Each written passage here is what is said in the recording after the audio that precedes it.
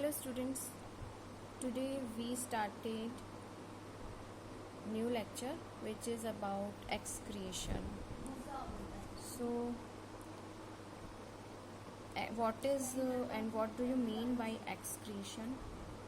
It is removal of some waste product. जैसे कि हम जानते हैं कि नंबर ऑफ प्रोसेसेस हमारी बॉडी में रन कर रहे हैं, digestion, respiration and many nutrition like, तो उसमें सभी में वेस्ट प्रोडक्ट्स भी बहुत सारे फॉर्म हो रहे हैं.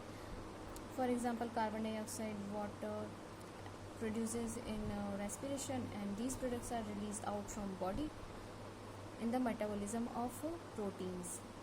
But some nitrogenous waste like urea and uric acid are also produced inside of our body, so these toxic substances should be also cleaned, and body removes these as early as possible. So in that sense, removal of nitrogenous wastes from body is known as excretion. Okay, now in animals, excretion in animals is depend on their basic structures. Different animals have different strategies of performing excretion. First of all, we are going to talk about amoeba. So amoeba, we all know that it's a unicellular, single cellular organism, and we studied that carbon dioxide produced in the body of amoeba during respiration diffuse out through its cell membrane. हम लोगों ने देखा था previous classes में. And nitrogenous waste ammonia is highly soluble in water. It is excreted out by simple diffusion. ये भी simple diffusion से होगा. And amoeba excrete excess water through its contractile vacuole. तो किस तरह से ये प्रोसेस होगा ये हम देखते हैं.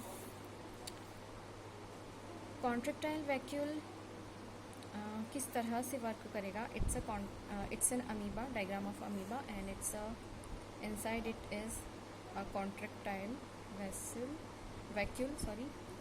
दिस वैक्यूल एनलार्जिंग, थोड़ा बड़ा होगा, देन वो मेम्ब्रेन से अटैच हो जाएगा एंड बाहर की तरफ बर्स्ट हो जाएगा, और जो भी इसमें वेस्ट पार्टिकल है वो बाहर रिलीज़ हो जाएगा.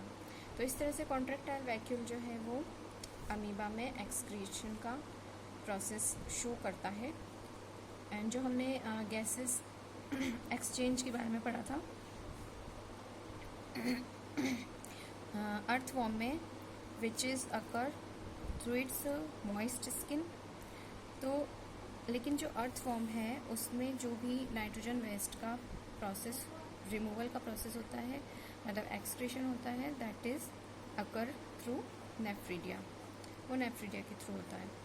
तो ये चीज़ें हमें देखना है कि इससे क्या प्रूव हो रहा है कि different animal shows different strategies of excretion.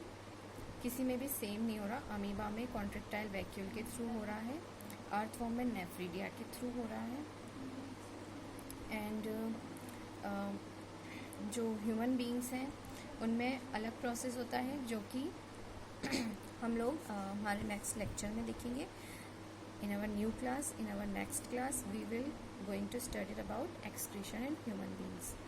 So till then, happy learning and enjoy learning.